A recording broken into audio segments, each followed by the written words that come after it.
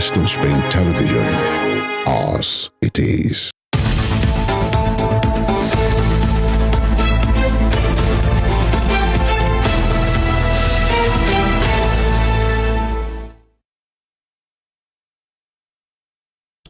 Good morning, Nigeria. Good morning, world. It's good to be back here to do what we know how to do best, especially at this time here on the program Morning Spring on Western Spring Television, where we say it as it is. This is the last one for this week.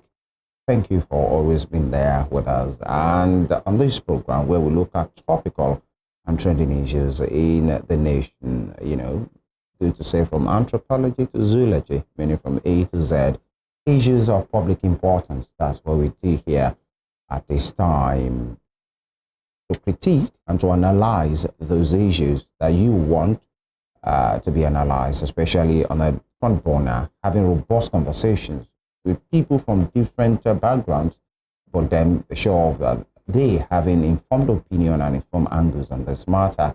That's what we do here. Femi Ojo is my name. Good to welcome you here from across the world. Let me inform you that this program is live on our YouTube channel. And of course, we are here and there as well on Star Times, channels 190 on the DTT. Good morning once again. And I have my electable colleague here. Yeah, arise and shine, world. It's a beautiful day. TGIF of Vanguard, it's Friday. This is where we douse the tension and we dress down. As you can see, my colleague is without a jacket today. And we prepare for the Owambes and the parties. Not with a tie, by the way. You said? Not when we go for Owambes, it won't be with a tie. Not if you are the groom in the occasion. Okay. You have to come with a tie and your tux. Yeah. You are correct. Yeah, welcome on board. My name is Evelyn Ohiolei, and we are here to help you keep you abreast of situations around the country and beyond. We start with the dailies, helping you go through the front page of the dailies, and of course have some analysis on that before we move to the conversation. Femi, if you have a party this weekend, please call me so I can tag along. Okay, I'm not sure I have a party that will be needing a tagging along. All right. By the way, that it's not every party that you bring +1, by the way. But then, noted for action. We'll see what we do about that. All right. By the way, I think the big story is the passing of the supplementary budget.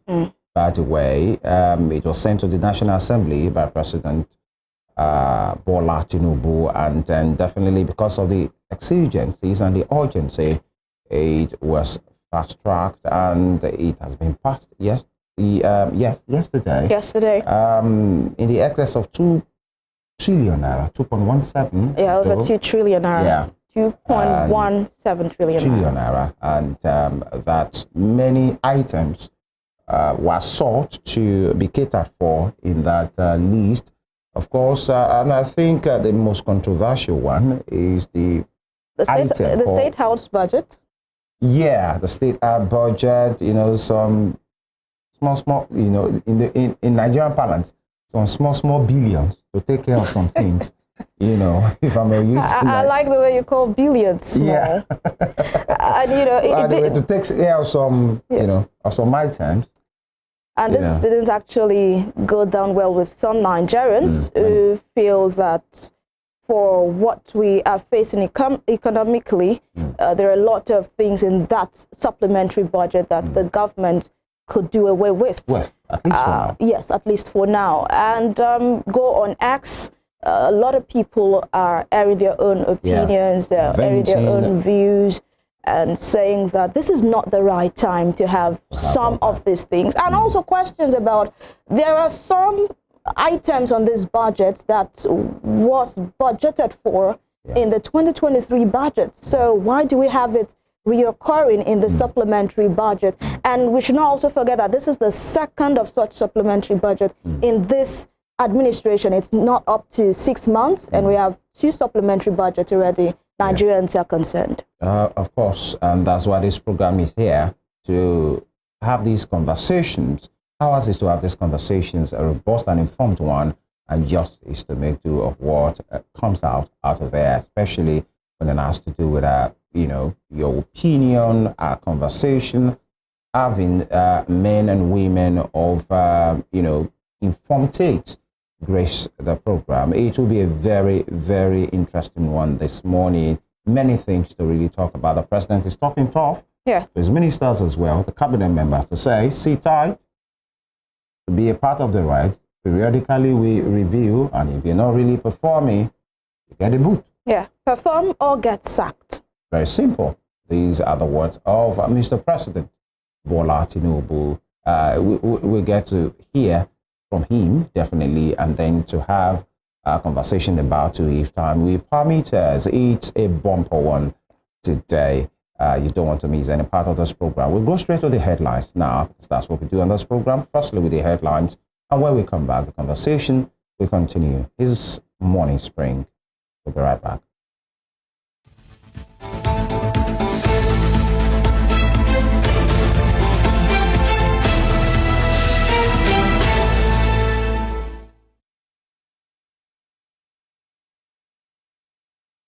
Welcome back to Morning Spring. Right about now, we'll take you through the dailies, the front page of some newspapers this morning. And I will be starting this morning with the Punch newspaper. But before then, of course, we have analysts right here in the studios. We have Ladeji Alabi, or should I use Femi's words? Honorable Ladeji Alabi. Welcome. Well, you and Femi will not put me in trouble. I've told you I don't like that title. It has been bastardized in Nigeria. So let me just stay at Ladeji. And it's a pleasure to be on the show again. You're welcome. I hope Femi can also help me get some small billions that I can use for the weekend. And as far tagging along for a party, if I get those billions today, you can tag along tomorrow. All right.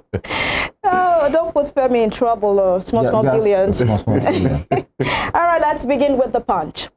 On the Punch newspaper this morning, the banner headline here talks about reps allocate 5 billion naira yacht vote.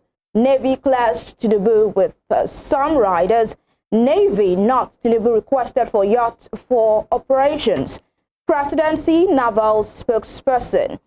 Senate okay 17.5 billion naira yacht. Air fleet reps approve 546 billion naira defense budget. And just below that, Yaba overpass. Others will stop train vehicular crashes. Sanwo-Olu. Bottom strip. Navy busts crude theft on Lagos vandalized pipeline. And in red, Lagos man drowns during church beach hangout. That's a sad one there. Wanting to have fun, but it met his death. It's a church big hangout. Yes. Wow. Tinubu demands fairness in Bayelsa, Imo, Kogi polls. Let's go to the topmost part of the front page of the Punch newspaper this morning.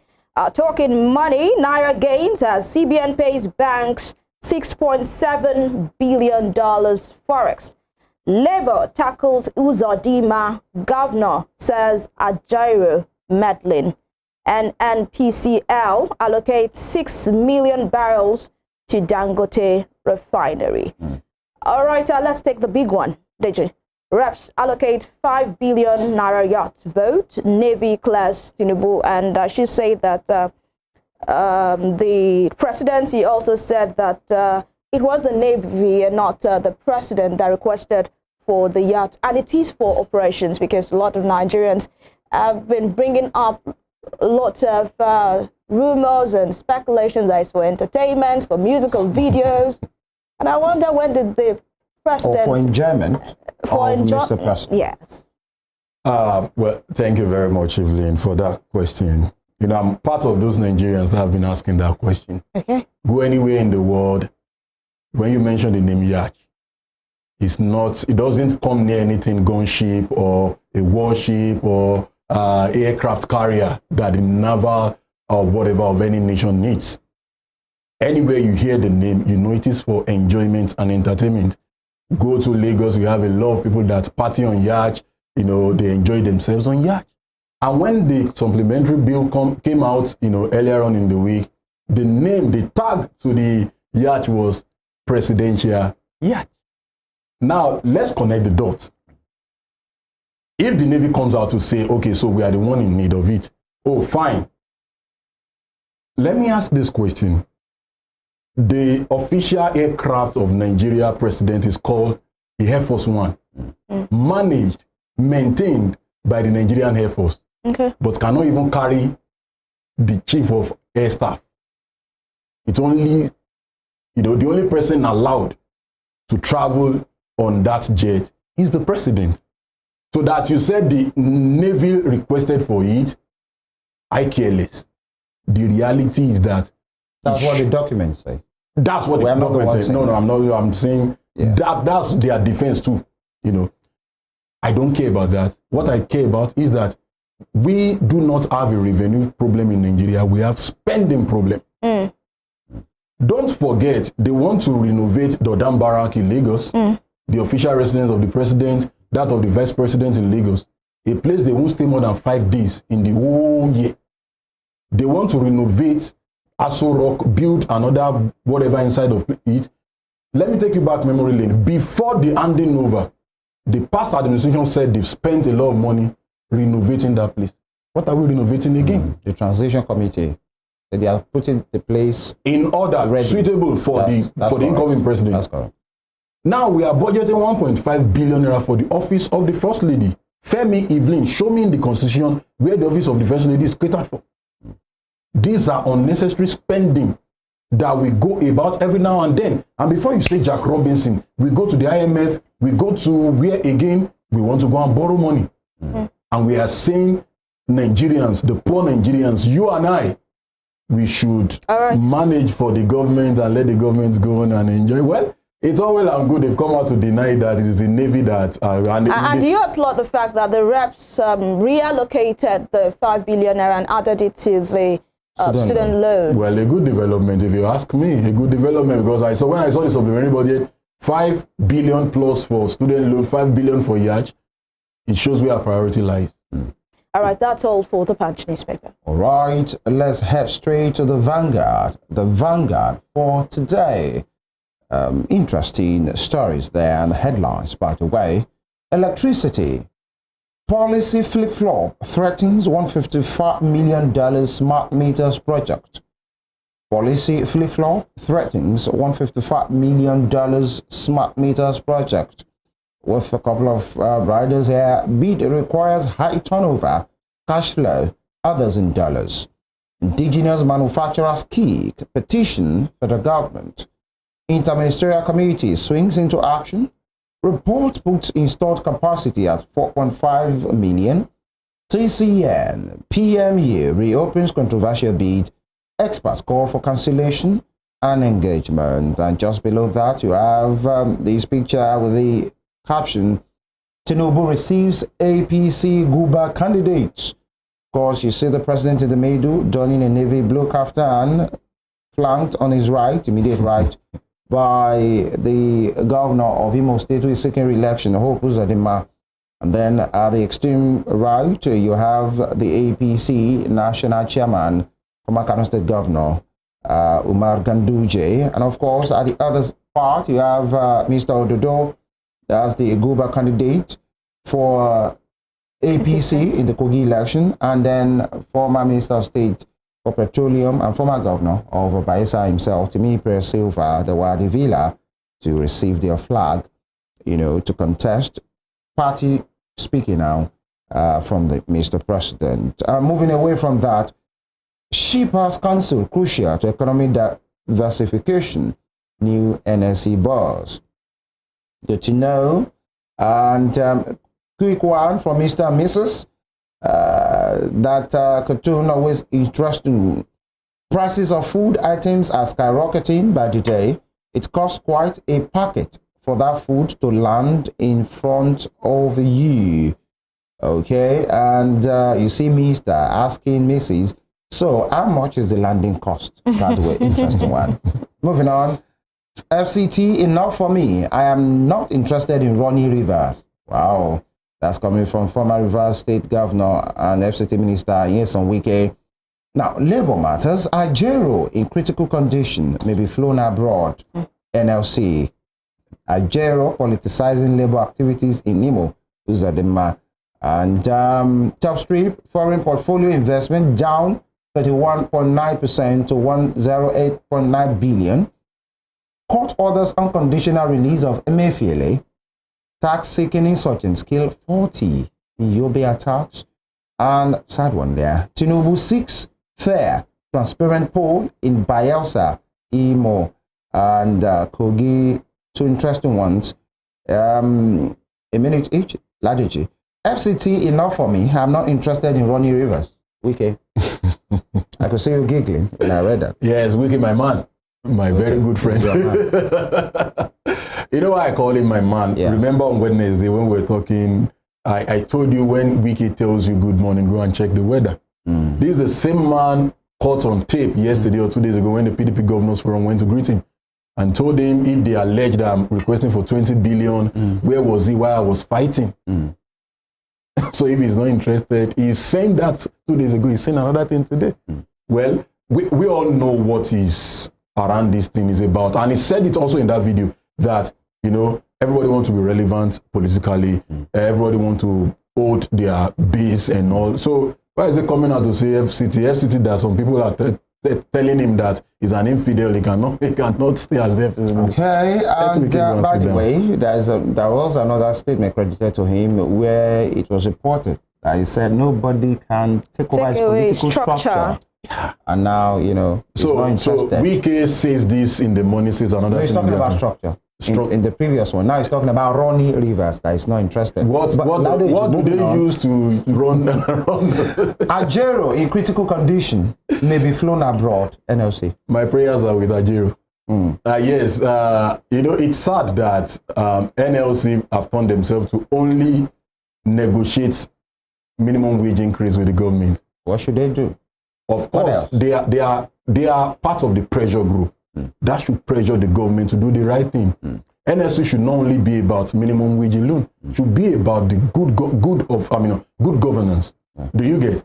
It's sad that it's sad what happened in Imo State 2 days ago because Ajero just Nigeria happened to Ajero, and it's sad that the leader of the biggest union in Nigeria, that's the Nigerian Labour Congress, was handled in that. And I saw pictures, I saw video. In fact, in the video, he was saying God must have taken extra time to create him because the way he was beaten. That's what he went through.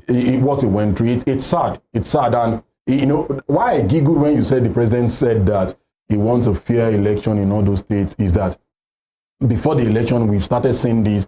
We've seen letters going around for the past 2 days that the government in in Imo State have ordered all the hotels in the state that all their rooms have been booked. The same thing in Kogi State. What happens to the opposition party? What happens to other people? INEC will come with their stuff. What happens to the observers? Foreign and local. I saw a video of a particular group of ex-students of a school stranded yesterday because the hoteliers told them that the government have taking over all the rooms in the hotel. It's not fair in a democracy. You're talking about the president seeking fair, transparent. Yeah. By the way, back to in 30 seconds to that Algerian critical condition may be flown abroad. NLC, that's a statement credited to NLC. One we say, the labor unions, don't they complain about public office holders flying abroad for health, medical, leave and the rest of it? Now we are hearing, and this is a statement credited to labor, that their leader might be flown abroad. That's why what happened to what they used to say? That's why I said NLC doesn't care about the good governance in Nigeria. They only care about minimum wage. If they had fought really hard, that let us have all this money we spend unnecessary on the first lady vehicle, let us spend them on our hospitals. Ajero won't need to be flown abroad. Don't forget, for him to be flown abroad, it is not 1 million, 2 million naira matter. Interesting days are ahead. That will be all from the front page of the Vanguard. All right, let's take a look at the front page of the Nation newspaper this time. Rivers crisis, why we are with Tinubu by PDP governors. Situation capable of breaking down security. I'll protect party structure, Wike insists. And just above that, Bayelsa, Imo, Kogi 2023. President appeals for free, fair governorship elections. Why Ododo will win in Kogi by Governor Yaya Bello. An LP candidate intensifies campaign in Bayelsa. All right, more headlines on the front page of the Nation newspaper this morning. Uzodinma faults NLC claim on Ajero. And do not link us to economic sabotage, says Dangote Group. And bottom strip, minister blames unstable power supply on surge in gas price. Let's go to take in headlines on the top strip there. No FCT land allocation without infrastructure, says Wike. And presidential yacht, a naval security boat. Presidency clears the air. Alaafin stool. Court strikes out suit against Makinde. Insurgents kill 24 in Yobe. Let's move over to Deji. I would want to start with that particular headline going to your state. Alaafin stool. Court strikes out suit against Makinde. We've had a lot of back and forth on that kingship. Alaafin, the king died last year. Was it last year? 2 years ago? No, last year, March. Last year. And also we had the king of Ogbomoso, the son of Ogbomoso, also kicking the bucket at that same period. And we saw the installment of a new song, but then legal litigation against the new song is ongoing. Why do we always have this when it comes to kingship stool in this part of the world? Well, let me start by saying first that I must give kudos to the Oyo State government. Why? Because the governor has said that he wants to take his time. That he doesn't care for how long it takes, but he wants to take, because a lot of people have been pressuring him. Why have we not gotten a new Alaafin even before the new song was installed? Why have we not gotten a new song? But he said, let the kingmakers do their job. Let them, settle everything amongst the families before they bring any name to him, which he would appeal. And you will agree with me, last week we still had issues with the Sean stool, not to talk of, Alaafin stool. Alaafin stool is a revered stool in Yoruba land, and it's something virtually all the houses that can lay claim to it would want to get to because of, the enormous power it has. I think the Oyo State government just need to handle it carefully. It has been part of us over the last years that we always have litigations. Even here in Osun, just recently, I think it was during the Ohiolei regime, administration, that the issue of Akiri stool was put to rest due to the fact that the governor was able to, appeal to the families involved. Okay, let's do it this way and let's settle it. That issue has been there since 1988. Litigations since the man was installed. So it's sad that that's where we found ourselves. But I hope Oyo State government would be able to handle this with care and make sure that our referred stool, these are traditional rulers. I don't see they should be rubbished and see them being thrown out of palace by court or any other issue. All right, before we wrap up on the Nation newspaper, that particular headline at the bottom strip, minister blames unstable power supply and surge in gas price. The Minister of Power is one of the ministers Nigerians are asking, what are you doing? Mr. Adelabu. A lot of Nigerians have been saying, it seems you do not. In fact, his appointment as the Minister of Power raised a lot of dust because we know him as a finance man, a finance guy. And him being in charge of power, a lot of Nigerians were skeptical. And right now, it seems to be affirming the fears of Nigerians. Your own take? Well, of course, yes. In Nigeria, the only defense the people in government will come out to tell you is that, no, we have civil servants that run the ministries that is just there to oversee. But the reality is, if you don't know it, you don't know it. If you don't have an idea about it, you don't know. I can name some ministers in this administration that they should not even near Sorok at all. The man that governs Samvara that was alleged to be giving SUVs to bandits is now the current Minister of Defense. How do you connect that dot, you know? And last week we saw the excuse of a senator that why they wanted to buy SUVs is because of bad road. And now because of, you know, electricity. Well, it is Nigeria and it is what it is. All right, that's all for the Nation newspaper. Interesting one there. And The Guardian for today. The Guardian newspaper, quite instructive to say. It came with much of a sports story analysis of what is going on in Nigeria. Talking about sports, talking about football and local football as well. White elephant game on viable football clubs drain states billions of naira yearly. Wow. And you can see the picture there with some statistics. Club expenses. 20 clubs in Nigeria Premier Football League NPFL spend between 230 to 250 million per season. New FIFA rules make it compulsory for a club to register 40 players in a season. Now, an average player earns 350 to 500,000 naira monthly. Star players 1 million and above monthly. Technical officials 1 million to 1.5 million naira monthly. Winning bonuses 50,000 naira monthly. Now, clubs spend 20 million naira monthly as salary for players. 3.5 to 4 million per match. Prize for league winner 100 million naira. So connect the dots, the utilities, whatever it takes to have these matches played in the league. 20, talking about the NPFL now, and then 38 matches. Is it 38 now? Yeah. Yeah. That's true. Per club. Not right. 38 games per club. Okay. You pay me out on that. By the way, that start. Moving on, we'll still come back to that. Rep summons CBN discus over $321 million, 18.2 billion naira loans for electricity project. WHO ranks Nigeria highest out-of-pocket expenditure nation in Africa, West Africa rather. Importer opts for trucks as multiple charges hobble NRC's cargo early target.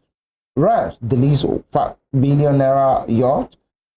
Raise student loan to 10 billion naira. Senate okays Tinubu's 2.17 trillion naira budget.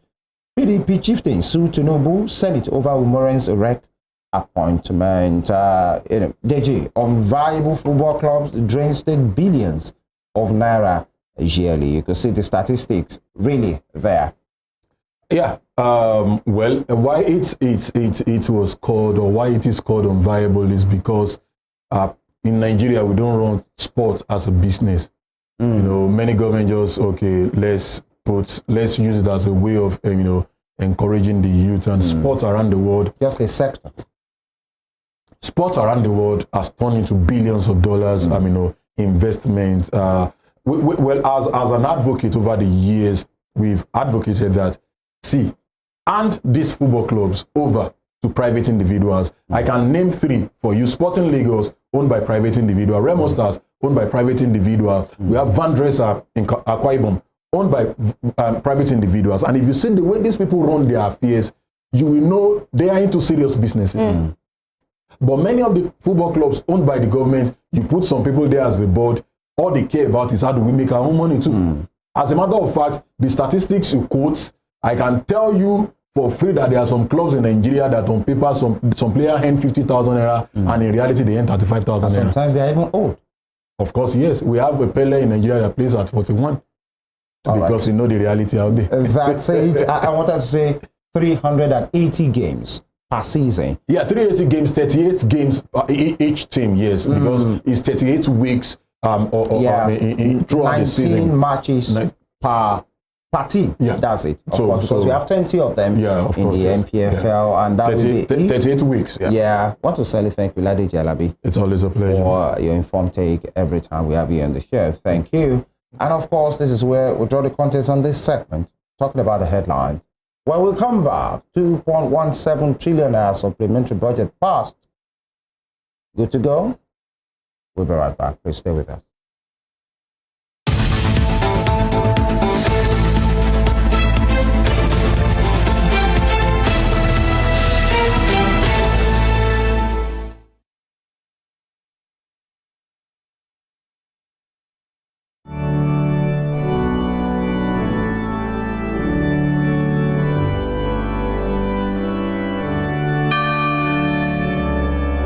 Here are 5 amazing fun facts I bet you never knew about Christianity. Number 1, there are over 2.4 billion Christians worldwide. Amazing fun fact number 2. The Bible is one of the best-selling books of all time, with more than 100 million copies sold every year. Most Christians believe in heaven and hell. The Bible is the most translated book in the world, with more than 3,000 languages. Amazing fun fact number 5. Most Christians throw science out of the window without realizing that most scientists are Christians. Hello, I am Pastor Steve Akinwumi. And I am Dr. Adeoye Ohiolei. Join us as we highlight and discuss day-to-day issues pertaining to the day-to-day living of every Christian. Issues in Christendom shows every Sunday on Western Spring Television, channel 190, only on StarTimes. Sadly, in Nigeria, we have less than 50 lions left in the wild. And even these are at risk from snares set for illegal bushmeat. So please, do your bit to protect our remaining wildlife. Say no to illegal bushmeat because poaching steals from us all.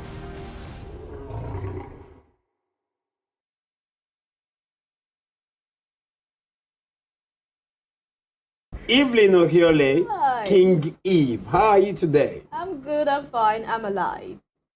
I really feel like she's not giving the right answer to the question. When one asks you, how are you? And you said, you're saying, I'm alive. It's very annoying, seriously.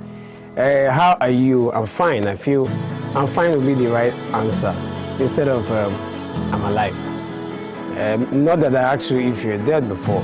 Go and check all these 14-year-old, 15-year-old, 16-year-old, everybody, they are extraordinarily sexually active. I feel is being unnecessarily hyper when it comes to the issue of sex, because we arrested, affected, sound, found. What do we see? What do we say? Flowing from a spring, a fact A to Z. Check and confirm. Ever expounding current events, traveling down from the business gist to the globally arising happenings, to the sports news, to the bittersweet infos. Guided transmission, even diffusion, vast and fast. Detailed facts are fled. Within seconds, nuggets of words that flew across borders are fired. Stories short and long, wrapped in bundles of words, broken and dissected as it is, except misheard. This is the news as it is.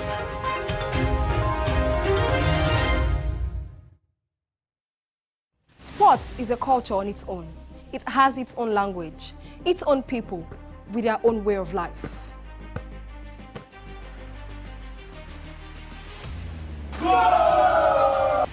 The world of sports is never void of actions, stories, dramas, and scandals.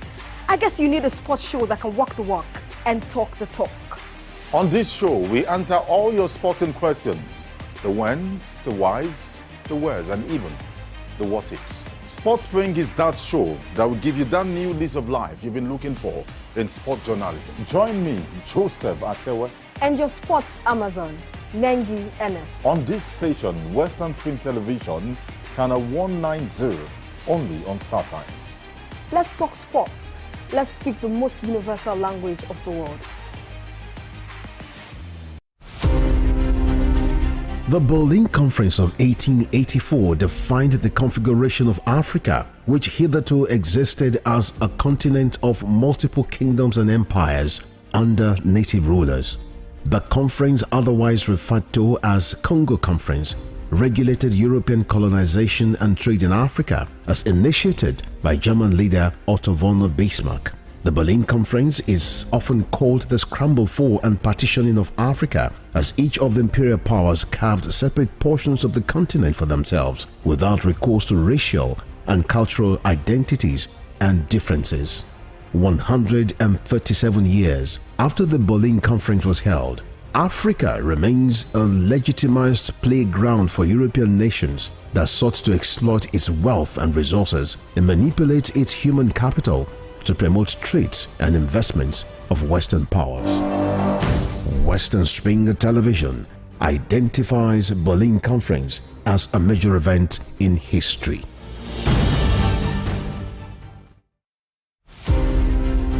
James Ajibola was a lawyer who obtained his first degree in classics from Nigeria's premier University of Ibadan. Born September 13, 1930, the orator and the polyglot spoke impeccable English, French, Igbo, Hausa, and Yoruba languages. His fine diction placed him among classical orators and public speakers like Cicero, the Roman orator. This attribute earned him the prefix Cicero of Esauke. He authored Kaduna.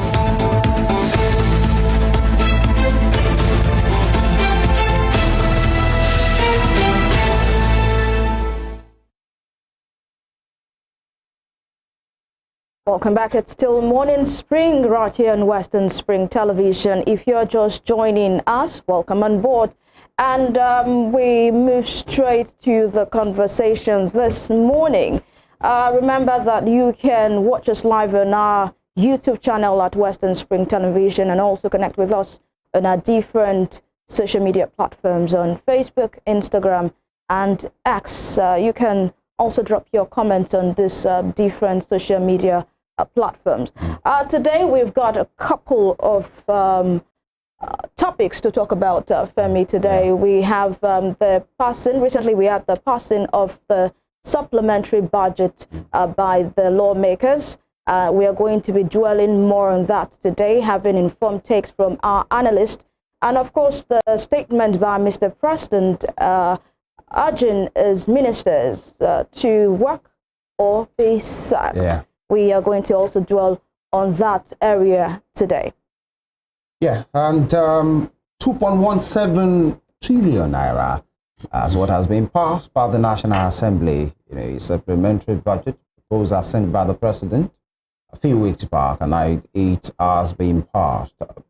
And then we interrogate these things, the items that made up these 2.17 billion naira, different MDAs of the government coming to say this is what we want, and then you have the Joint Committee of the National Assembly working on that to say here we are and this is what we can give you right now. And some of the items, in that particular supplementary budget has raised some concerns.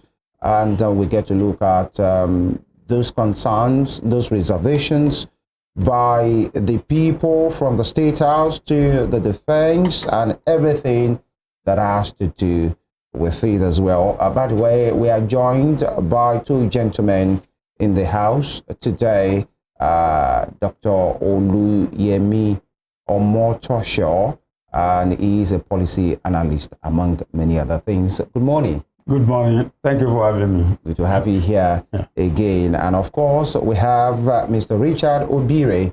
He's a social analyst and, of course, a former banker. Good to have you on the program today. Pleasure. I'm glad to be here. Thank you Good morning, sir. for being here as well. Now, let's get straight into the matter and let's see some of those items that had its inclusion into that supplementary budget that was done. Some of those things has to do with, in pieces now. Some hidden items you should note from the 2.17 trillion naira budget submitted to the Senate by the National of course, signed by the National Assembly. But by the way, what do you make of that money? Let me start from Dr. Omotosho. 2.17 billion naira. Trillion. Trillion. Trillion. Yeah. I beg your pardon. Nigeria is no more talking. By the way, we don't talk. We're talking a trillion. Even when you say billion, it's implied. We know it's trillion. Yeah, it's trillions. I beg your pardon. Thank you for that. 2.17 trillion naira, and it's different items from different sector of the economy section. The Ministry of Defense, the Nigerian Army, the Nigerian Navy, of course, coming with one requirement or the other, the Nigerian Air Force, as well, Defense Intelligence Agency, and then we just take a bit by bit the Nigerian Police as well, and then the Federal Capital Territory, they came with theirs, 100 billion naira or thereabout. Office of the National Security Advisor, they had theirs. The State House as well. We have some of these documents running, on our screen right now. The Federal Ministry of Works coming with theirs as well, and highways. Let's just get to look at these 2.17 trillion naira. Well, thank you very much. I think that will put the total budget for the year from 21 point something trillion. When you add this 2 point something trillion, you are talking of about 24 trillion for the year. And then while we say that is good enough, but are we seeing the effects? Now, a supplementary budget is necessary. Why is it necessary? Because this is a government just coming in and they want to do some things. My only fear and disappointment is that there are so many wasteful spending in this particular supplementary budget. It's like the president wants to be enjoying while the citizens are suffering. He said we should tighten our belt. We are tightening it. And then you want to spend 7 billion on renovation, not a house that nobody was living before, a house that presidents have been living, vice president have been living. You spend 4 billion on your home, spend 3 billion on the vice president, that's 7 billion in the midst of all these excruciating economic problems. Not only that, you want to buy vehicles. Look, there are some of the things that are unreasonable, and to me, they are just wasteful. Apart from that, when you budget money for security, Nigeria wants security. Just 3 days ago, about 40 people were killed in Damaturu, by bandits or by Boko Haram. So that may be reasonable. I expect the president to target things that will actually assuage the sufferings of the people, that will improve the economy, that will increase our productivity and strengthen the Naira. Not SUV vehicles. More so, the National Assembly just approved 160 billion per person, per vehicle, in the midst of all this. And then you are still budgeting about maybe 2 point something billion again for the same SUV vehicle for your wife, first lady, maybe, and then the State House and the rest of them. What happened to the old vehicle?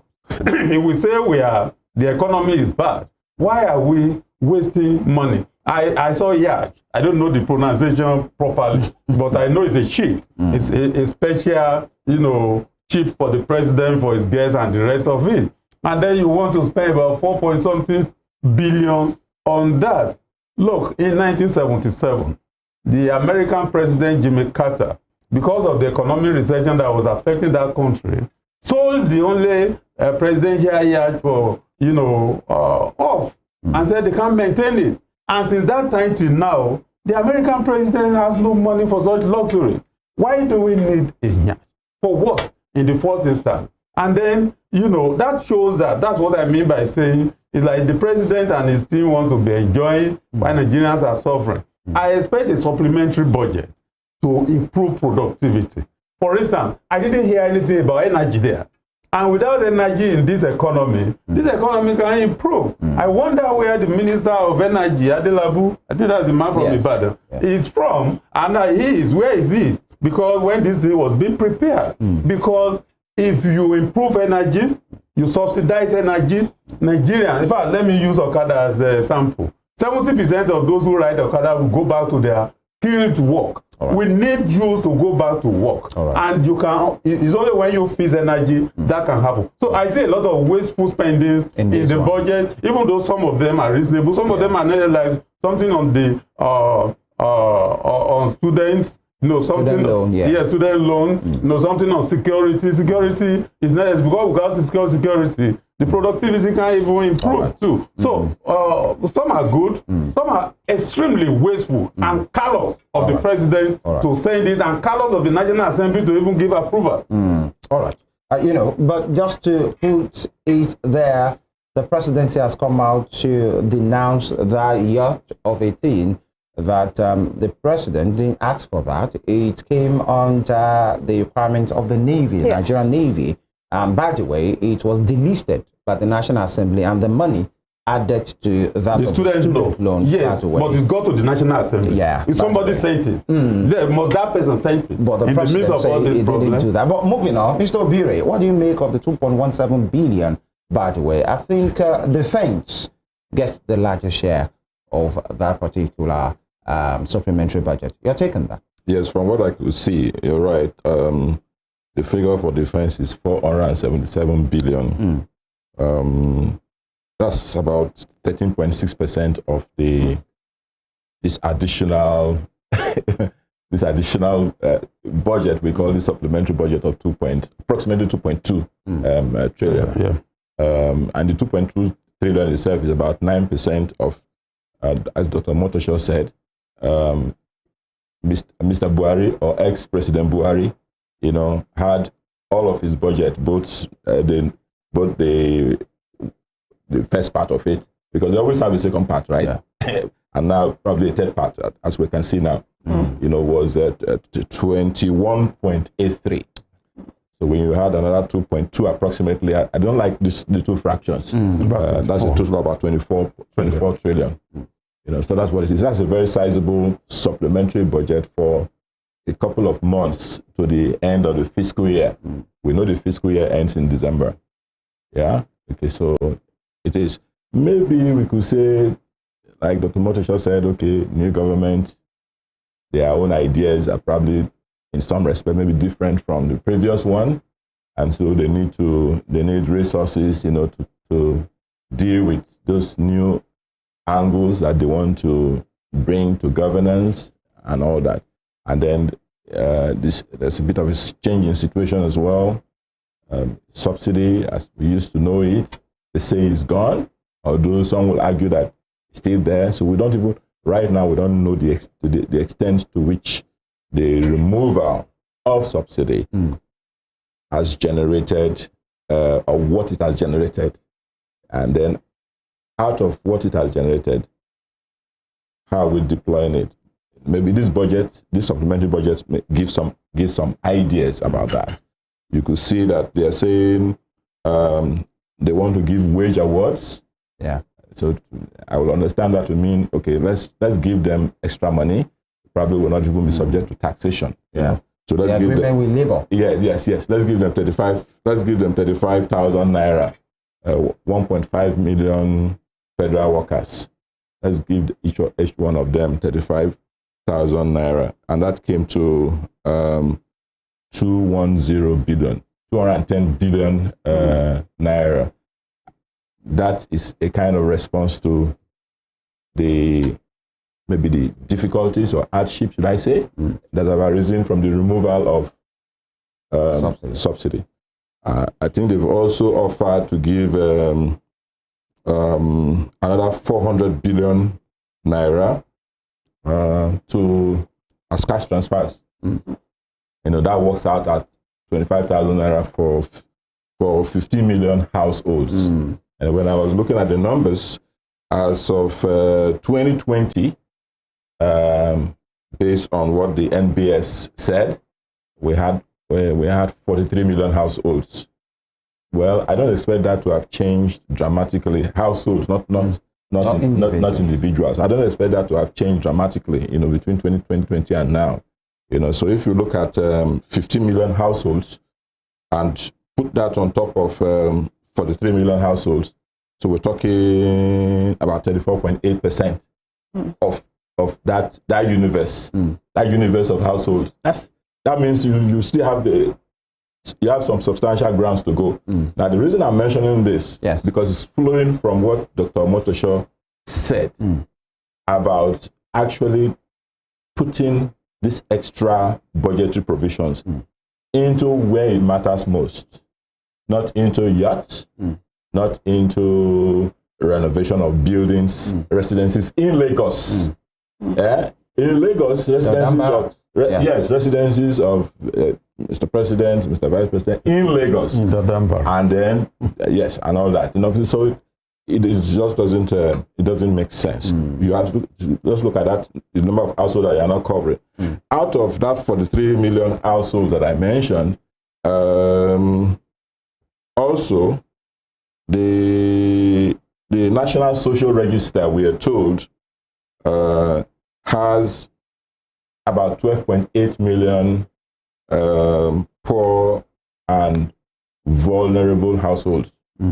So I'm assuming that 12.8 million is subsumed in the 15 million households that this extra provision wants to address. Okay, the vulnerable, poor and vulnerable households, they are even that they are more at the bottom of the pyramid. Yeah. Okay. So if you look at all our relationships, so if you look at all our relationship, it just tells you that, look, we have very deep problems for ordinary Nigerians. You know, those of us sitting here at this table, we may not now, although we could say we're ordinary Nigerians, we're probably not ordinary Nigerians. Because ordinary Nigerians, poor and vulnerable households, 12.8 million households. We now drill down and go into the number of people, because the average size of an household in Nigeria is 5. So just run the numbers. That gives you an idea, you know. That's why we said, okay, 133 million people in multidimensional poverty. And I understand recently that number has gone up. It has to go up. There's no other way. Apparently. It has to go up. You know, so I'm pretty much with Dr. Omotosho when it comes to relevance, you know, of the provisions. Let's take a look at some items on the budget. Nigerians have been asking if we have duplication of items as regards the former budget, the original 2023 budget. If we look at the item, let's go to the Police Formation Command, recurrent. We have under that, we have the 2023 gubernatorial elections, Imo, Bayelsa, and Kogi states. We have 5 billion, over 5 billion, that's 5.9 billion naira allocated to that. And just the last item on that budget, we have the INEC, the budget for INEC, that's 18 billion naira. Look, let me just say this. Let me first of all acknowledge Mr. Obire. I'm so happy to meet you. I enjoy your, analysis on newspaper, I think. Nice to be with you. But to advance what he said last, the budget include, apart from what you have just said, now I'll come to that, include the sum of 100 billion naira for broad projects in Abuja, 604 billion naira for national security and defense, 300 billion naira for the maintenance of bridges across Nigeria. Bridges, good. We need that a bit. That should be underwater. Yeah, underwater. That will increase food a bit. Then we need 8 billion naira for the Ministry of Marine and Blue Economy. This is very intelligent. This is good. That's why I say some are wasteful, some are good. We also have in that budget, what I just said now, 18 billion naira was for the conduct of elections in Kogi, Bayelsa, and Imo states. Now, to answer your question. So we have 5.9 billion naira for the conduct of elections in Kogi, Imo, and Bayelsa state, and another 18 billion naira for the Independent National Electoral Commission, INEC. Yes, that's what I'm saying. Now, generally, the Nigerian Electoral Commission is the most expensive in the world. We spent about 305 billion naira in the last election to produce glitches. Quite unfortunate. Such elections that were conducted by the same apparatus, the same data, the same application in other climes didn't spend up to that, and there were no glitches. But that is a story for another time. Nigeria, because there is money here, like to budget whether it is necessary or not. I expect the National Assembly to scrutinize that and ask the INEC, why do you need this money? Because you budget for all this before. Because they knew that out of season elections will come up. So they were budgeted for. Yes. Now, this extra budget now is just just by the way, money for the people. I think Dr. Omotosho, when the INEC chairman, that's Professor Mamu Yakubu, was defending the budget, he said some of this money,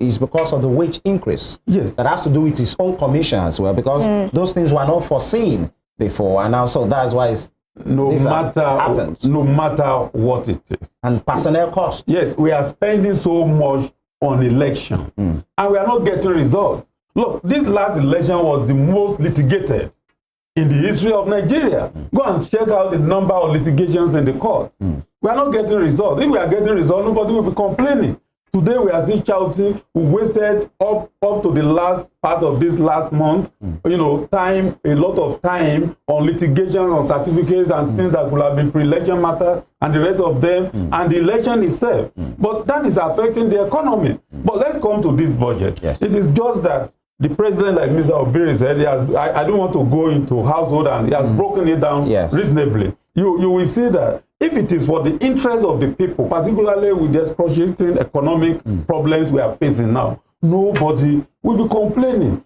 I expect what will reduce poverty now. I expect what will increase productivity. Doctor, you are speaking to priorities. Yes, I expect a budget that will strengthen the naira. Not, you can't strengthen the naira with floating of the naira. You can only strengthen the naira, I'm sure an entrepreneur is here, by increasing productivity. And how do you increase productivity? You strengthen your agricultural sector, you strengthen your productive sector, the industries, the factories. And what can you do? You have to talk about energy. Energy is so important that in China, in Japan, they subsidize energy, even in US. And instead of subsidizing energy here, you are increasing the cost. So who will go to production? I give you an example. My welder, I met his children in his shop. They were not going to school. And I asked him, what is the problem? He said they have no light, and that light was not regular. Apart from that, it's expensive, so he's not using it. So I said, what do you want? You want generator? I called 5 of my friends together. We contributed money and bought a generator for him. In the next 3 weeks, those children were back to school. So if you subsidize energy, so many of the people who are not productive now will go back to their productive activities. The Manufacturing Association of Nigeria will be happy, industries will blossom, and then the economy will improve. Now, when you look at some of the things like security, like blue economy, that's reasonable because there is a lot of money untapped, resources in the blue economy, which needs to be regenerated, which is good. I support that. But when you look at 70% of this budget now, from what Mr. Obire said, is going to personal things, and these personal things are for the enjoyment of the executive and the National Assembly, and that will not augur well for the production of for the productive export of this country. Not only that, it will weaken, it will demotivate Nigerians to have confidence in this government. This government needs a supplementary budget, but we need a supplementary budget that can take us out of this, doldrum, and then assist the citizens. You can't tell me that you want all those amount of money for SUV vehicles, and somebody told us it's because the roads are bad. As if I didn't, we are not driving on the same road. Look, we need to put it in perspective and tell us that we should tighten our belt. You can't be enjoying and be telling your citizens to tighten their belt. All right, Mr. Obire, Ministry of Defense, 476 billion. Different items from different agencies of the government, the Nigerian Navy, Air Force. We've talked about that. But moving on, let's take it beat by beat now. Office of the National Security Advisor is still part of defense. And we'll go to the State House right now. And then we are hearing part of what was sought, purchase of SUV vehicles. It's like, someone was saying, what's our obsession with SUV vehicles? Anytime we're talking about SUV vehicles, but it was just there, 2.9 billion naira. And then you have replacement of operational pool vehicles, 2.9 billion naira as well. Renovation of residential quarters for Mr. President, that is 4 billion naira. Renovation of Aguda House, 2.5 billion naira. Computers, or computerization rather, and digitalization of the State House. Not fully well, Mr. Obire, this 4 billion naira renovation of residential quarters, we were told just before President Tinubu came that the transition committee are working in renovating the residence of the president, and that's why he had to move to a particular building before he went to the villa. So what has happened? Is that not enough? 4 billion naira. Just to lay the fact there, construction of office complex within state, I think 4 billion naira. The computerization, 200 million naira. Renovation of the Dam Barracks, official residence of Mr. President, 4 billion naira. Now, renovation of official quarters of Vice President, 3 billion naira. Acquisition, renovation, rehabilitation of 2 numbers, EFCC forfeited quarters, a State House complex at Mabushi, 1.5 billion naira. Something like that again, 1.5 billion naira. Now, purchase of official vehicles for the office of the First Lady, 1.5 billion naira. What do you make of that? The total amount, to add to your point, going to the State House is 28 billion. 28 billion naira. Thank you. And this is the office of the First Lady that's not recognized in our Constitution. Yes. So I think Dr. Omotosho has made the point very, very clearly. So I'm only just going to be stressing the same point. You know, you do not, there's somebody who said recently that culture beats strategy. Culture beats strategy. What do you mean? Now, what the gentleman was suggesting, you know, strategy is, look, we're here. We want to get there. How do we get from here to there? That's what strategy is. That's essentially, you know, at its bottom, very basically, which is very important. Isn't it? We are here, we want to get there. Okay, so we are very poor now. We are very broke now, right? That's the street. I'm talking about Nigeria. We're very poor, we're very broke. Yeah, people are suffering. That's where we are now.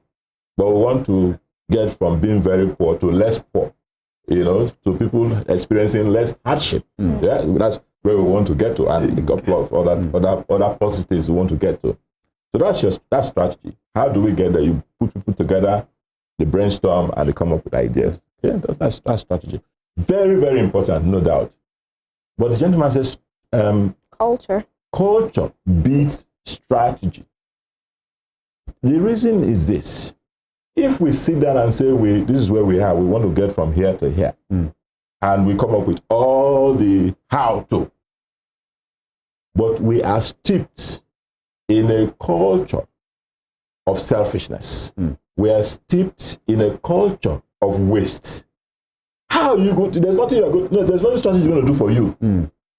So you say, oh, a brilliant president can put great people together, can, you know, that's fine. It should be that way.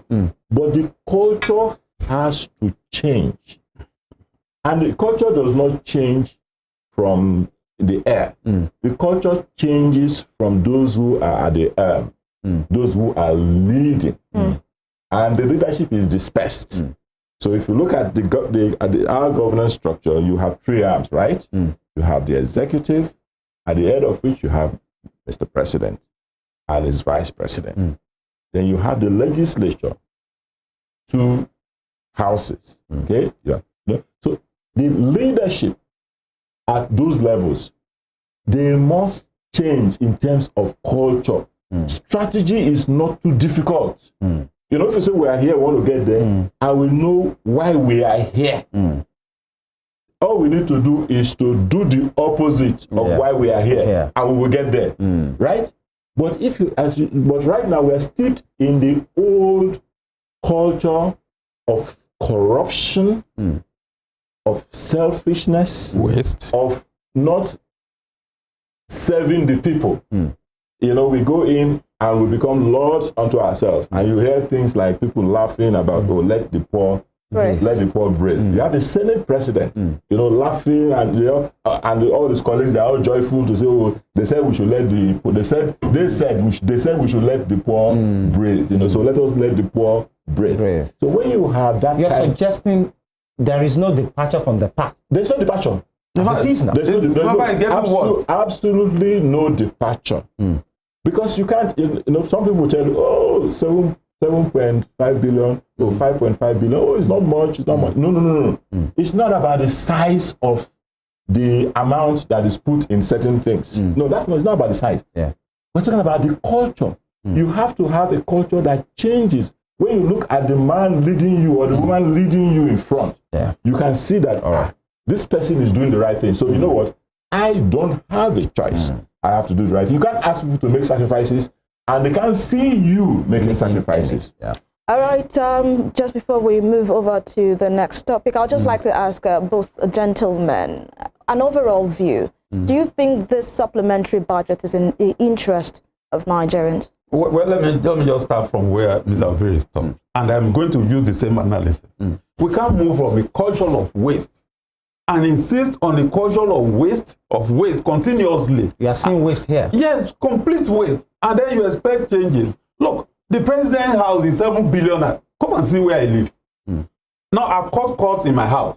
Now, if I'm going to my school now, I take public transport, whether convenient or not. Don't bother, because I have to manage my own budget. 2, you can't drink water in my house now and drop the bottle. If it's not full, you drink it again. Not before you drink it, it's halfway, you throw it away. No. I've told them, and they are abiding. My wife too goes to work by public and official and personal car occasionally. So if we are cutting costs, the government must be seen to be cutting costs. One, they must reduce waste in governance. This budget is wasteful. I've said it, 70% is on wasteful expenses that we don't need. And if you take the analogy of Mr. Obire, which I key into totally, we are moving from a culture of waste. You are increasing it. And if you are increasing waste, how do we get out of this problem? No way. The president has to show example, practical example to the Nigerians that, look, we are cutting costs in governance, we are cutting costs in our personal, houses, we are cutting costs in the way we relate, in our culture generally, like he said. Before Nigerians can key into read and say, yes, let us cut costs. And if that happens, I tell you, within the next 6 months, this economy will start breathing properly, and then we will move, from this level we are now to a comfortable level. All right, same question, Mr. Obire, very quickly. An overall view, do you think this supplementary budget is in the interest of Nigerians? Okay, so we're not going to trash it wholesale. I think Dr. Omotosho already alluded to that when he made his initial remarks about that some aspects of the budget are positive, and he talked about the blue economy, which is a completely new thing that these people say they want to focus on. This new people say they want to focus on. Okay, so obviously they need to do something. They need to make some budgetary, provide some resources to be able to get things done in that new area. Okay, so it's not completely. We know that we have issues about security. So the defense budget seems to reflect that in its size. But you see, I would also want to say that it's not, sometimes in our experience, it's not so much the size of a budget, but the effectiveness of the deployment of the resources that have been provisioned and the efficiency with which those resources are deployed. What I call the value for every naira. Because of the pervasiveness and the deepness of corruption in our system, we don't seem to get sufficient value for every naira that is provisioned for an item. Thank you so much, gentlemen. All right, on Wednesday, President Bola Tinubu told his ministers that they will only retain their offices if they perform well, which will be reviewed periodically. We will take this break. When we return, we'll have some analysis from our in-house analyst. Don't go anywhere. We'll be right back.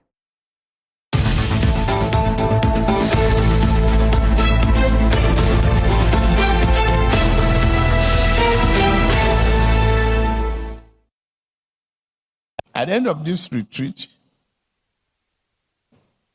we are going to sign a bond of understanding between you, the ministers, the permanent secretary, and myself. If you are performing, nothing to fear. If you miss the objective, we review.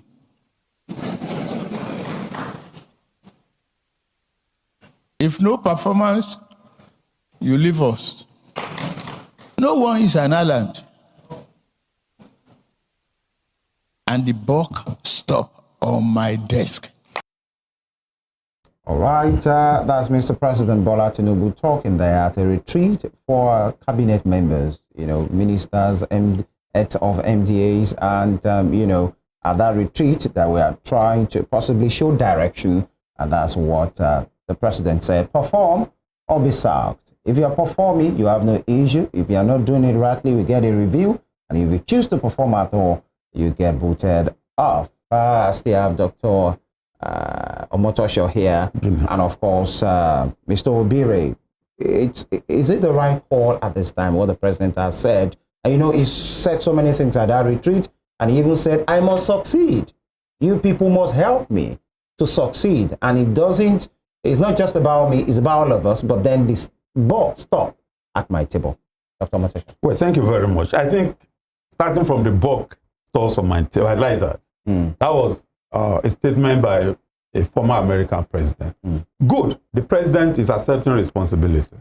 He's taking responsibility. He's accepting that he is in charge, and that whatever mistakes and errors you commit is on me. But where you are committing error, I have the right to ask you to go away. Fine. That's good. That retreat is fair. But the point is, do we have the KPI? If you say somebody should perform in the general mood, if there are no key performing indexes, how do you measure his performance? That is what has to be done before the president can know, Mr. Minister of Energy, this is what I expect in 2 years. And then the minister is working towards it. And then you have KPI for all your ministers. There is a benchmark. And then you are assisting them. They are bringing their paper. And so with that, the Federal Executive Council will be robust. The discussions will be intelligent. The discussions will be on performance. And then we see those who are performing and those who are not performing. You can only measure performance when you have strategic KPIs. And then this is tactics and strategy. The idea is that you have your KPIs, and then resources are deployed to them adequately, and then we can measure whether you have performed or not. Apart from that, the point is the major problem of Nigeria, even when we have KPIs, is corruption. In that retreat, I didn't see much about the way to tackle corruption through the EFCC and the ICPC. We have to change our strategies in terms of actually blocking leakages, because it is leakages that are actually, causing problems for Nigeria. Now, good ideas are banned. There are many. The problem is that corruption is taking a greater chunk of what could have been good for Nigeria. I give you an example. Yes. You will realize that a former president budgeted $16 billion for energy. Until today, people are asking questions about that. Do we see it? If there are KPIs that time, we will have known, the president himself will have known that within this period of budgeting for this amount of money, this is what I've achieved. Now, corruption is endemically pervasive in Nigeria. And the buck ends on the president's table if only he can manage corruption to the barest minimum. Without fighting corruption to the barest minimum, we are just joking. Most of the people in the retreat there with him are coming as business as usual. And their constituents are asking them, not that you're a minister, we are expecting a lot from you. Is that what the president will continue? If he continues with that, then we are moving nowhere. But I love that retreat, and I believe that with the fact that he says the buck on my table, and he has warned them to perform, the next thing is, if he has not done it, give them KPIs, and then measure the KPIs, look at the benchmarks, see those who are performing. Tell Nigeria, this minister, by now I expect 70%, he has done 20%, go away. All right. Mr. Obire, perform or be sacked? Well, that's the right thing. The president is, the Nigerian president is probably the most powerful president in the world. I would hazard, because we don't really have firm structures here. The Nigerian president can even disobey the constitution and nothing will happen. Yeah, and that's the truth. We've seen several. Buhari printed 20+ trillion of Naira, Ways and Means. That's unconstitutional. The rubber stamp assembly, which is ratified, and it's still a rubber stamp National Assembly. You believe it's still a rubber stamp assembly? It's still a rubber stamp National Assembly that we have now. So nothing has changed. Yeah. So the Nigerian president is the most powerful president in the world. There are no checks and balances, you know, unfortunately, sadly, and the people do not put pressure to see that fundamentally changes. You see, all of that is what contributes to the culture, the culture of corruption, the culture of impunity, you know. So, but I agree with Mr. President when he says perform or chip out. I agree with that.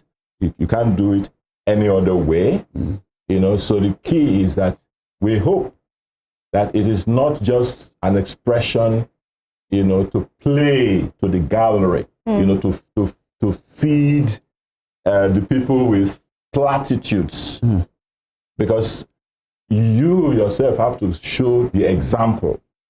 Because if you don't show the example, the people that you are telling that, they are smiling within them, because they are looking at you and they say, okay, where is the example that we're getting?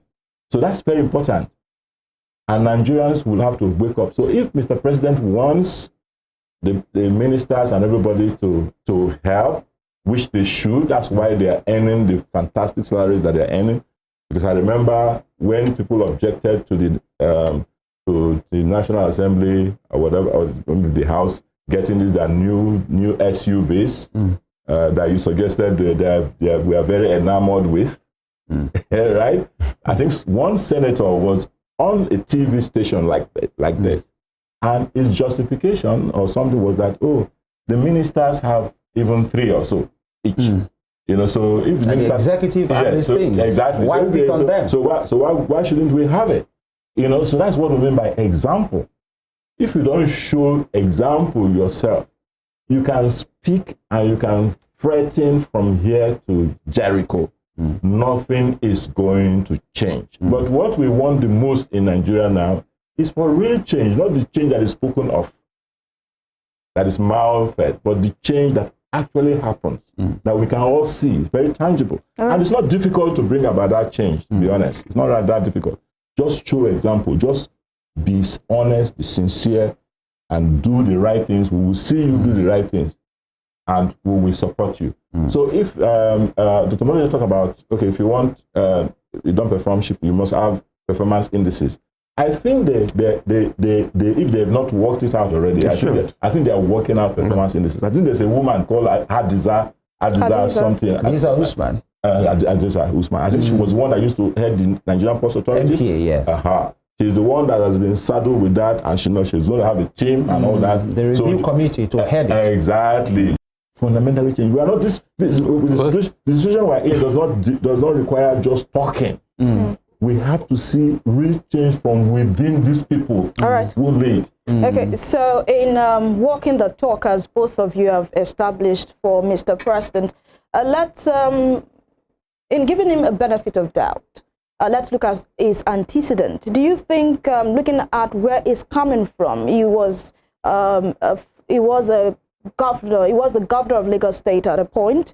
Do you think he is capable of walking the talk? If you do not perform, we'll show you the way out. Well, I personally feel the Tinubu we knew in Lagos could do that.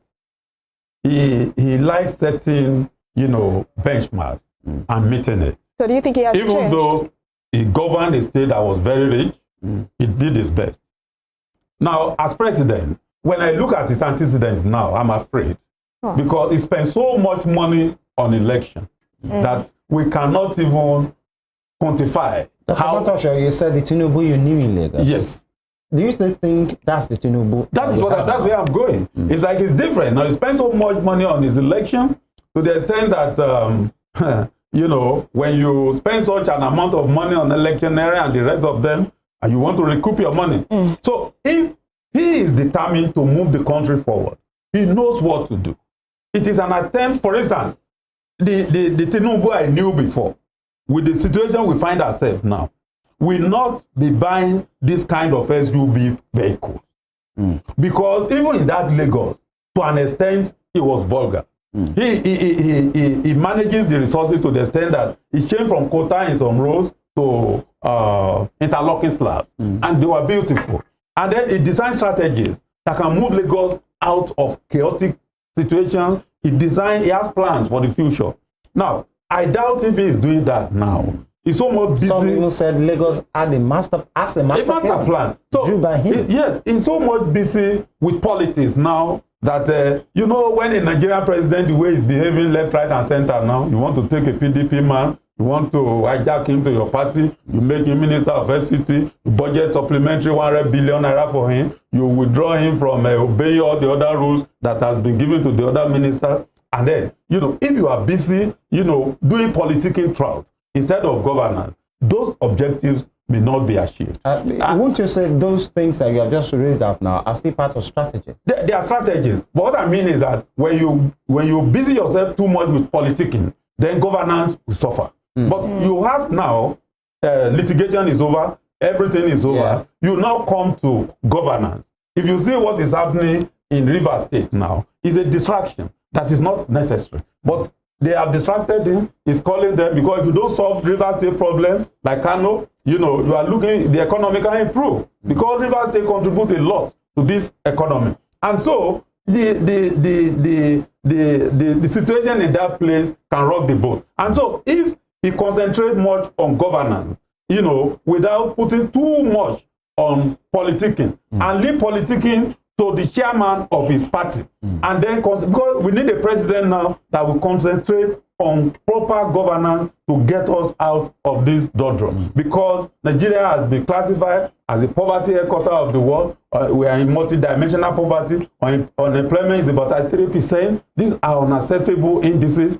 Prices are skyrocketing every minute. And because people surrounded you, they tell you stories, you approve that 7 billion should be used for renovation of your house, another some 28 billion for state house, when we have all these problems now. So if the Tinubu we knew before is the person thinking alone, he'll be thinking out of the box by now, and he will not approve those kind of things. So if he gets himself out of politicking and put himself into proper governance, he knows the kind of Nigerians to select to help him, and he will succeed. But if he concentrates much on politicking, because they say he's a tactician, he's politicking, if that is what he wants to be doing, then the economy will suffer more. But generally, from this supplementary budget he read out, if Nigerians are not docile and complacent, and will criticize it very well, I expect his next budget to be better than that. All right. You know, you talked about the president approving these controversial items in that budget, the 7 billion renovation of the Dodam barracks where we'll be staying. You know, many have even talked that that's just taking an item of our former conversation to say this is a house that he might not even spend 2 weeks in a year. Apart from that, somebody was living there before. So what has been changing? But then the computer you mentioned here before. Go and check the budget. Computer is budgeted for every year. You know, what do you do with them? Just taking a cue, one will say when the president was approving some of these things or giving his consent that these items were sent to the National Assembly, one will say, what's the work of the National Assembly? That's their work to interrogate. You know, Mr. Obire talked about checks and balance. But then moving on, at that retreat, he said, I am here to assure you and work with you. The best brains we can put together in civil service, the brains that we can put together in our democratic parliament and have been chosen for us by the public. It's a good thing that the chairman of our party, the APC, Ganduje, is here, but the president is the president of all, whether affiliated with some political parties, regardless of religious, ethnic, or otherwise. A great Nigeria is possible, and a greater Nigeria will come under your commitment, guidance, and resolute determination to give the country a direction. You know, he was talking to the cabinet members. I am with you. And please be assured that this great country is one family in one house, geographically partitioned and living in different rooms, but we are all one family. And we are here to make allegiance and give direction to that family, making sure that relationship can only be stronger if we give hope to our people. We can only achieve our mission with boldness and strong determination with collaboration. Mr. Obire is sounding like a man in charge, isn't it? Well, he has to be talking in charge. About the president. Yes, yes. Indeed. Yes, yes. It sounds like that. if it also works like that. You know, because, you know... Sounding like that is different from what... Yes, because, you know... Direction. You know, we've been through a lot in Nigeria, and we don't have to pretend anymore. We have pretended enough. That's why we are where we are. Now we have to be very frank and face the issues. We shouldn't be sentimental.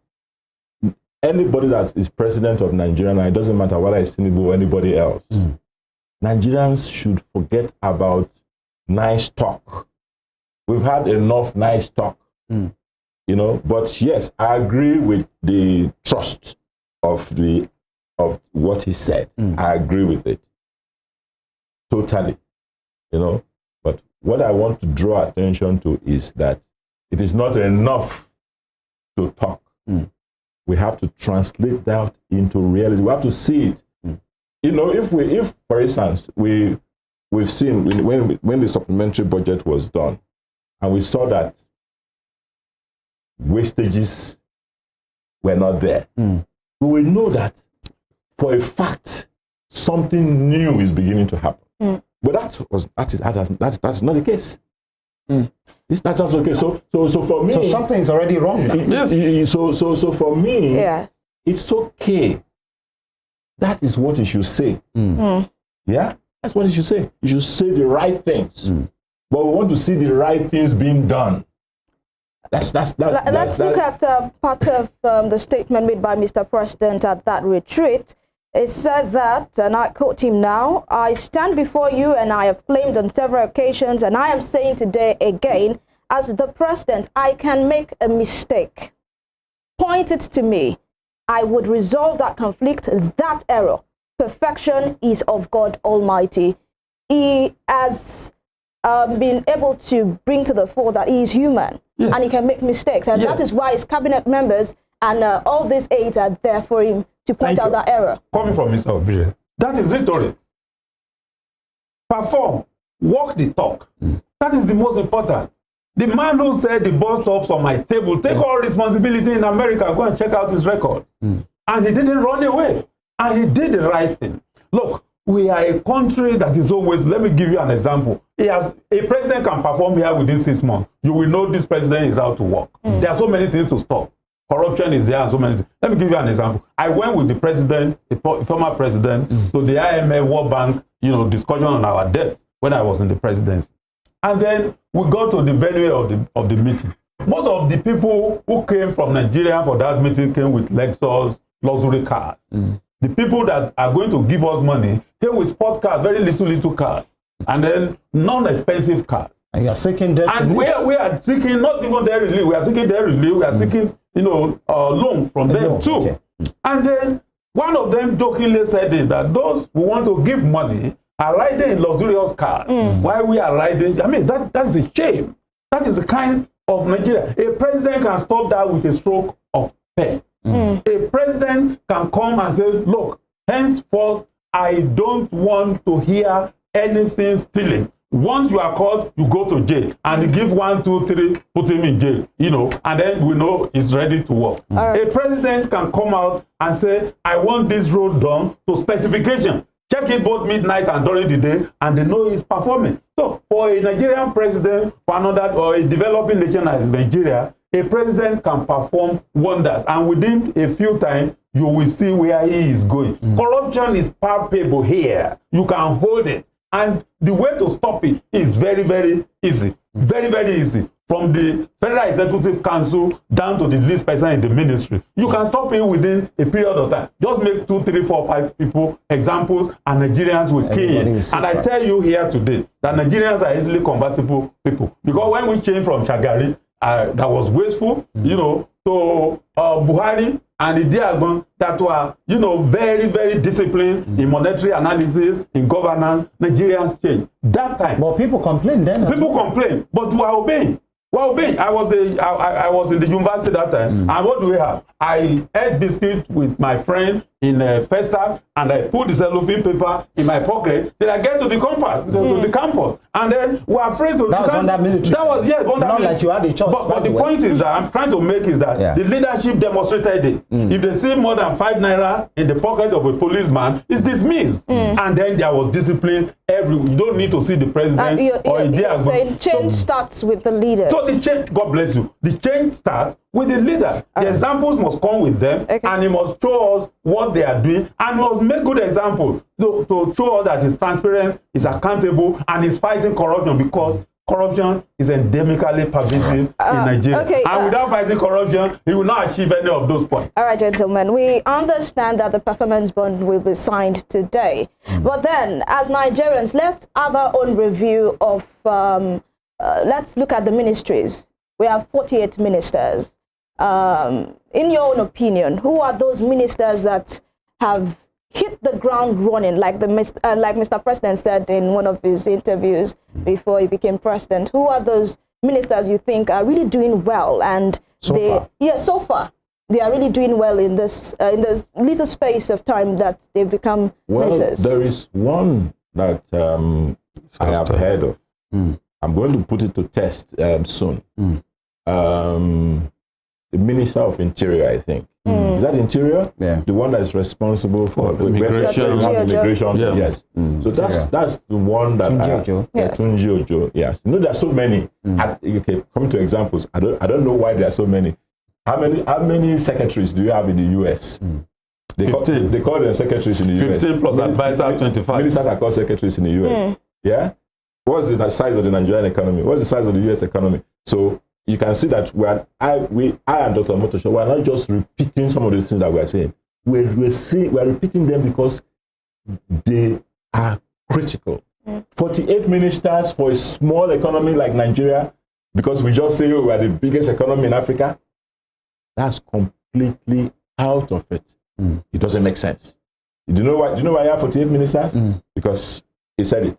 He said politics is winning. Federal correct. He said politics is winning over governance. Okay, so you don't need. No, even if you take federal character says 36. One minister from every state. Not 48. Not 48. Yeah. So that's it. But directly to your question. So it is the Minister of Interior so far, based on people who are giving what might call, should we say, testimonies? I don't like the word testimonies. But it says, I applied for this and I've gotten it now. So that's the only one that I can think of. I can add one. Now. Yeah, I can add one. I saw the Minister of Works designing benchmarks for himself, moving from quota to cement. Senator Dave Umahi. Yeah, Umahi. And then I see him, actually moving around, walking, running to the president, calling his own constituency in terms of the civil servant. He has made some mistakes, has corrected them within a short period of time. And you can see the determination in him to work. That was why that supplementary budget has something for him. Now, some of them are lazy. I don't know what Adelabu is doing presently. I know he's an accounting man, who has been put in energy. Maybe he has not got the nitty-gritty of that ministry. Because energy should take the front line in this economy, and I expect him to push it to that level. And like we have just agreed here, whether the ministers are doing well based on that, since there is a committee working on performance review now. If when the president emphasized that to them in his daily affairs, daily approvals, daily performance, and daily notes, maybe they will gel. But I want to repeat again.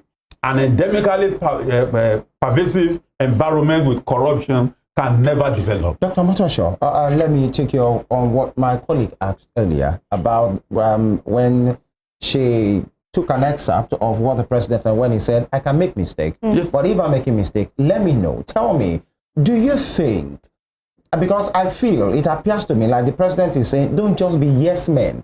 We have had situations in which many ministers, many persons around people in power, not just at the presidency, if anybody is influential, most time people around them just tell them, Nago de Megida, you are just doing it. They don't tell them the truth. They don't but say it's like he's saying, if I'm making mistake, tell me, do you think is that kind of president? Number one. the political will to go ahead and say, Minister for so and so, you are not performing, you are being recommended by the review, please get out of this administration. Do you think he has that still to do all that? And is he the kind of president who will rather admit and say, yes, I've done wrong? Do we still have ministers, people who will look at their principle and say, Oga, you are not doing well? Well, from the last few months, I have seen a president who is authoritarian. In the garb of a democracy, he is an extrovert and a very, very authoritarian person. And if you look at the people around him, how so? Yeah, because they are afraid to talk to him. One, they are afraid to tell him the truth. They are afraid to even say the truth. In fact, one former minister who is an APC member said yesterday that his ministers, the women there, dressed like people who are going to pageant, you know. And then I've seen a president. But that's coming from a man who possibly you can say is a conservative. If you look at the serial, look at Ohiolei, look at Ohiolei, go and just think, imagine the way they dress to work. In fact, at the time in that presidency, I worked with Ohiolei. I was one of those who told her, Madam, you have to cover your hair because you didn't make it. There is no time for it. That is the minister who is always on her desk, working 24 hours. Does dressing matter? Only the deep can call to the deep. That man who said that thing said that they dress like people going to pageant. That's his opinion. Yeah, it's different. Yeah. But what I'm trying to say is that former Minister Shitu. Yes, Shitu. That's his opinion. What I'm trying to say is that are they serious people? Are they not people who just rally around the president to see what they can get from him and move away? Are we seeing their benchmarks now, what they want to do, and then are they doing it? That's why we can only, out of 48 now, 2 of us, we can only muster 2. I have not seen any other person apart from those 2. Even the Minister of Finance, the only statement he has made that I see that is a bit fair is the one that is saying Jonathan is the only person who has made this economy cordial. That is a Democrat. Otherwise, he doesn't talk. And I have not seen, though there are committees. Should they be talking? No, what I'm saying, what I'm saying, I've seen committees working on one thing or the other. When we start seeing the fair, maybe we will see whether they are performing. But again, the Naira is nosediving. If the minister is not talking to us, how do we know where they are going? If the Minister of Finance and then those in financial fiscal policy and monetary policy are not talking to us regularly, how do we know their targets? How do we know their policies? How do we know where they are going? But all we see daily now is that the Naira is exchanging from 1,300, 1,290 to $1. You know, you can imagine that's an embarrassment. But then they are not talking. But let's assume, let's give it to them, they are working. But I see a president that is authoritarian, and I see a president that assembles people around him who can say yes to him all the time. That is not good. The civil society organizations, the Nigerian public should stop being docile. The Nigerian Labour Congress, the TUC, the ASU, we should stop being docile. We should stop being complacent. We should be saying the truth. We should be telling truth to power and be letting the government know, whether good or bad, that this is what they are doing that is good and this is what they are doing that is bad. Like Mr. Obire said, we have a president that is the most powerful in the world. And so saying he can make mistakes, the mistakes are already there because he's too powerful. And if not because of that, he will not budget and be bold enough to budget 7 billion for his residency and take it to the National Assembly because he feels nobody will check it there. All right, let's take it to gentlemen. We have to round off in a couple of minutes now. Mr. Obire, the performance review body or committee has been put together, headed by Ajibola Usman. Now, let's speak to a bit of politicking. This was a woman who was alleged to be corrupt by his former boss, that's Rotimi Amaechi. They had run it back to him. He recommended her suspension, and he got off. Now she's back. She's the person put in charge of review. Do you think she has the spine to go out the way, irrespective of political leanings or affiliation? Well, I don't know. You see, one of the problems we have in Nigeria, I'm going to come directly to your question, but I just want to run around a little bit, is, we get people accused of one thing and the other. But we don't go all the way. Because just having her removed from office, which I think what Mr. Buhari did, right? Because Mr. Buhari was the president at the time. Suspension was and from Army Chief, the minister. Yeah, I know, yeah. But Buhari was unless the ball didn't stop at Buhari's desk. He stopped. If the ball stopped at Buhari's desk, then Buhari, more or less agreed to say, okay, he should step aside. But what I would have loved to see, if it was real corruption, I mean, it's criminal. Corruption is criminal. Yeah. What I would have loved to see is that it goes through the entire process. Going back, so we'll be repeating the same point more or less, because accountability must be part of the entire thing. So you don't say, oh, this is a beautiful person, this person is from Bauchi State or is from, those things are irrelevant. If you steal government money, you steal from the people, and you must go through the entire process. If you are cleared, we will not refer to it again. Yeah? Okay, but back to the question. The question is whether she has a spine. Yeah. Well, I'm going to give her as a person. I'm going to give her the benefit of the doubt. She's got a job cut out for her. Yeah. But what I will also suggest is, Mr. President, if he wants support, he should extend the request for support to the Nigerian people.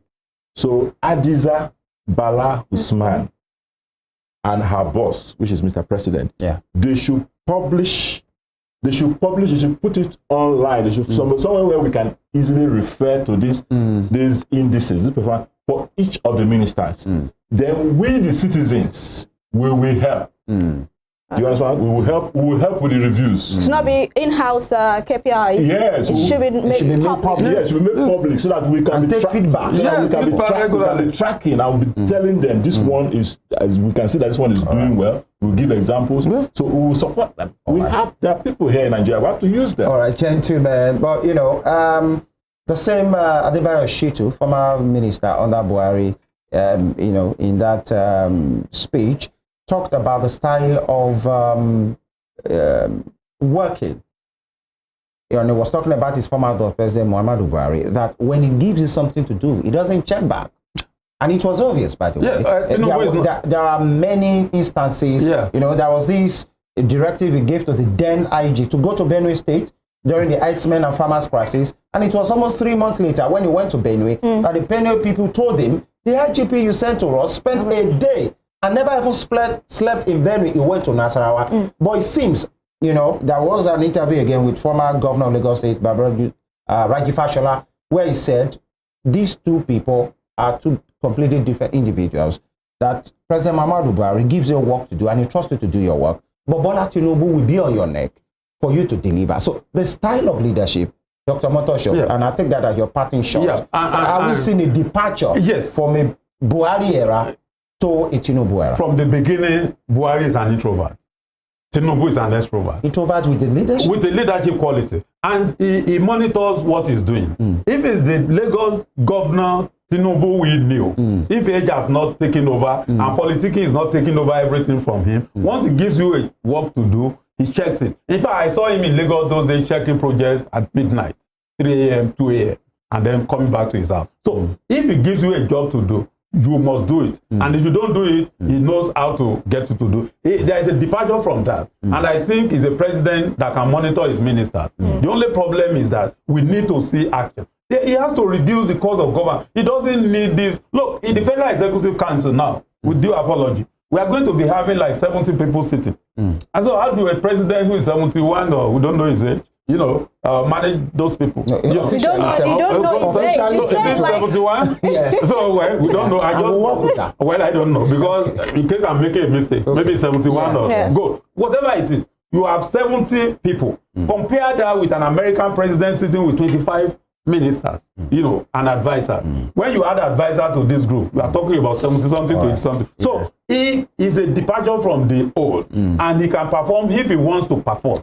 So the first point of call is to curb leakages and sharp practices and fight corruption to his nails. Talking about having a crowd at the FEC meeting. He even said recently that he has been seeing some strange faces. His son is not one of them. And he spoke to that as well. I even saw my son. Yeah, many strange faces are here. Yeah, I don't want to see you guys no more. That's a good one. The official, but he didn't see the son when he was flying the presidential jet. You know, but those are leakages again. But the point is, you have assembled about 70 to 75 people. You will be talking to every 75. It's a crowd. All right. It's like addressing a rally. Okay. All right. Thank you, gentlemen. Dr. Oluyemi Omotosho. Junior. Thank you. Thank you.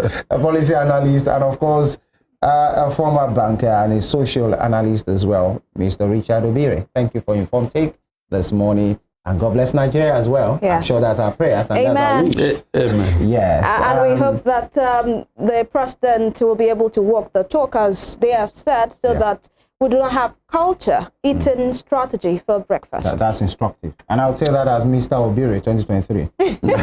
God will help him. Yeah. And with that, we'll wrap up for the show for today and, of course, for this week. Thank you so much for being a part of our world. We'll make a return next week, Monday, for another interesting time on the show. Morning Spring right here on Western Spring Television. It's Friday, like I said earlier, and of course we have, you said you were not going to take me for party, but as the Lord will have it, we have an in-house party right here, and that's saying happy birthday to Sulia, who is celebrating her birthday today. One of us, yes. Yeah. She's known by Iyalo de Aria, yes. We'll call her Susu as well. Susu. She does Owambe Unlimited. So you don't have any issues with finding somewhere to go? My gala this weekend is going to be here. All right. Femi Ojo is my name. God bless Nigeria. Please do follow us on all our social media handles, on X, on Facebook, and on Instagram as well. And of course, every time we're on this program, we are live on our YouTube channel at Western Spring Television. We'll return, just like my colleague said, God willing, on Monday. Thank you for sticking with us all week. TGIF. Okay. Thank God it's Friday. Yes, Evelyn Ohiolei is my name. Sulia, happy birthday. Bye.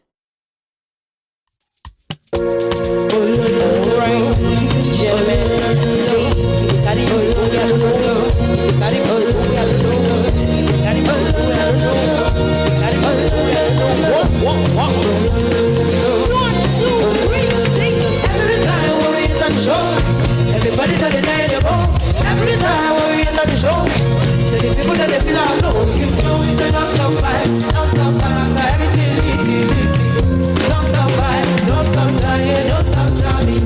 Every time when we enter the show, everybody that they try to go. Every time when we enter the show, so the people that they feel are low, you know it's a non-stop fight, everything litty, non-stop fight, don't stop dying, don't stop jamming. I don't fear that project. R.I.P. that project. Oh, I go, nobody loud. Oh, la, oh, I go, nobody loud. African China, Baba, my best food, Wangana, my favorite for China, oh, yeah, Rwanda. African China, Baba, my best food, Wangana, my favorite for China, oh, yeah, Rwanda. You say what time? Every time when we enter the show, everybody that they try to go. Every time when we enter the show, say the people that they feel are low. You know it's a non-stop fight, non-stop paranga, everything litty, non-stop fight, non-stop dying, non-stop jamming. Salon, but baby go the salon, salon. Oh, shaka in bacalo, I give you five, I want to be on the salon. Oh, my friend, my no say, most precious, be on the bed, most precious, be on the bed. Oh, no, on the bed. Oh, holy God, I see that.